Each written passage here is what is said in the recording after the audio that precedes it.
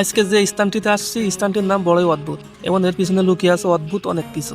স্থানীয় লোকের মাধ্যমে সেই বিষয়গুলো জানার চেষ্টা করব। স্থানটি হলো আরপাড়া বাজার পাহাড়ে যশোর মাগুরা আয়ের বাম সাইডে।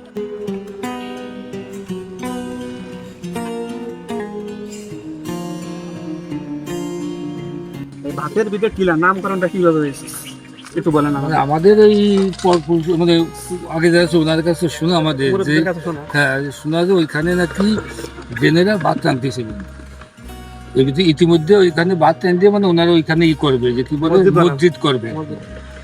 এখন এই হঠাৎ করে রাত্রি ডাকতেছে যে মনে করেছে কি তো তাহলে সকালে গেছে জেন তো আসলে দিনও মানে কাজ করবে না, হ্যাঁ রাত্রে কাজ করবে। ইতিমধ্যে ওনারা ওই দিয়ে সন্দেহ করেই চলে গেছে বাদটা ওইখানে রাখে। কিছু জায়গা কিন্তু পুরা পাকা করেছি, মানে কিছু কাজ করেছিল, হ্যাঁ মেলা কাজ করেছিল, পুরো কাজ সম্পূর্ণ করতে পারেনি। না বাংকা ধরনের করা নিছে, পুরো কাজ সম্পূর্ণ করার আগে যে সময় মরক ডাকে মনে করে ওরা ভোর হয়ে গেছে।